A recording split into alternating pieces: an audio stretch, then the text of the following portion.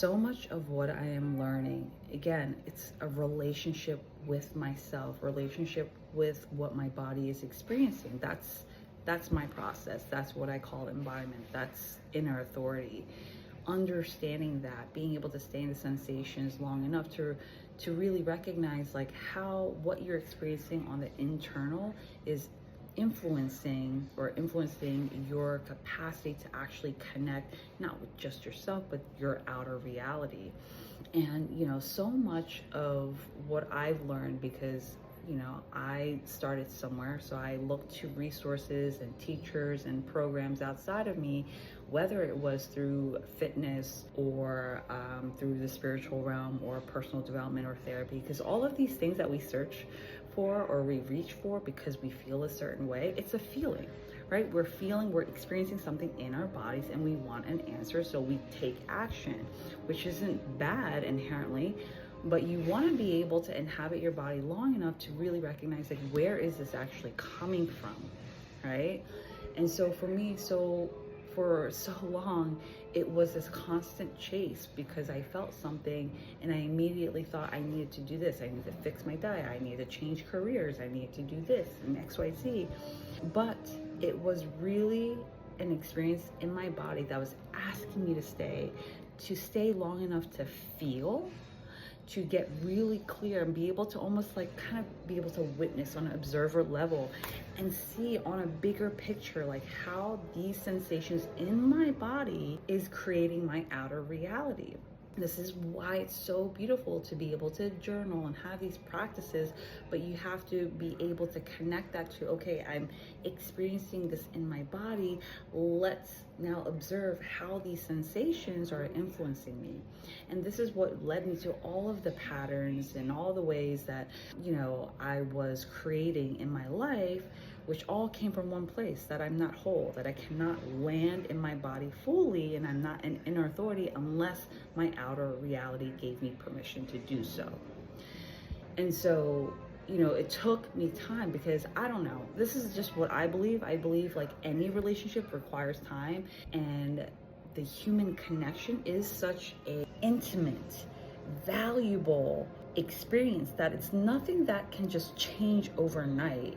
And what I had to learn the hard way, at least for myself, and I feel like what's marketed out there is like this immediate overnight success, right? We assume like we're gonna get this fitness program, or we're gonna work with this influencer or spiritual guide or a therapist, and your life is gonna transform.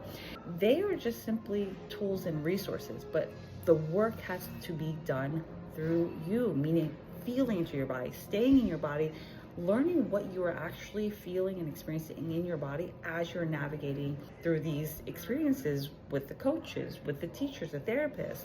That's what's going to give you power, because those people are not going to give you any answers. That's what I had to really learn for myself, is that none of these people had answers, and none of what they offer was bad.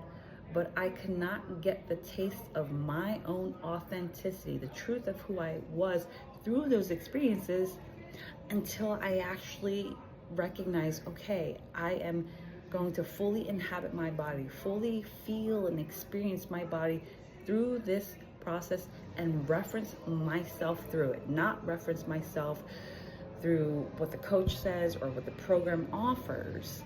And that's the difference. And it's so interesting now that I'm here. It's like, I still feel experiences of fear, and I feel like it's because I'm really loosening the grips on these old patterns on a deeper level. But I can now feel that fear and be like, well, I'm in my apartment, or I'm out with my son, I'm fine. This is energy that does want to be moved. It's moving, it's releasing old beliefs, but I am also here. And so I'm able to do that instead of getting swept into that fear of like, oh my gosh, I did something wrong. Oh no, I need a plan for this and that. This is how we end up staying in a loop. We feel the fear, and really in our immediate reality, nothing is happening, but our mind spirals because that energy wants to move somewhere, but move in a way where it takes our power away.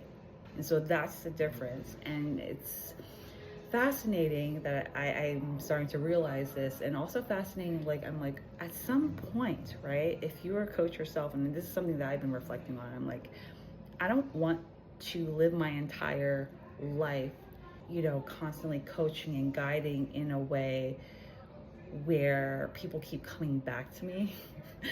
And I know this is not like the best sales model, but I feel like, and I don't have an answer for this, but I feel like so much of how things are marketed that are in service with the intention of being in service for people are marketed in ways where it becomes a crutch. I used to be a personal trainer, and I told all my clients, I'm like, I'm going to coach you in a way where after like a few months, you won't need me because you'll have the confidence to go and you'll have the inner authority to take your ass to the gym, and you'll know like what movements are good for you, and you're not doing it to like prove yourself or prove other people or have a certain body lifestyle. You are doing it because it makes you feel good, and you know that you are taking care of your body and you actually feel good long term. It's something sustainable. That's something that I always believed in before even doing the embodiment work, and this is what I believe now even more. It's like, okay, so once we're done being of service of like fixing people, right, like what's next? And that's something that I've been really feeling into. I'm like, what would I want to do next? And I'm like, I would want to learn more different types of movement styles. I would want to collaborate and do like movement experiences and retreats. I would want to create more art. And this is where I realized, like, as humans, we are meant to evolve and expand, that we are these creative beings. And that's like the very essence of what keeps us feeling alive and keeps us feeling, fulfilled. And so much of when I look back, so much of that, I realized like the reason I didn't feel fulfilled is because I kept holding on to things, whether it was a job or an identity that no longer served me, because I was being asked to evolve. I was being asked to step into the unknown. So my question is, if you're feeling that, what do you feel are you being invited into? What are some things that you can imagine yourself doing or evolving into in a way that you would be experiencing yourself differently?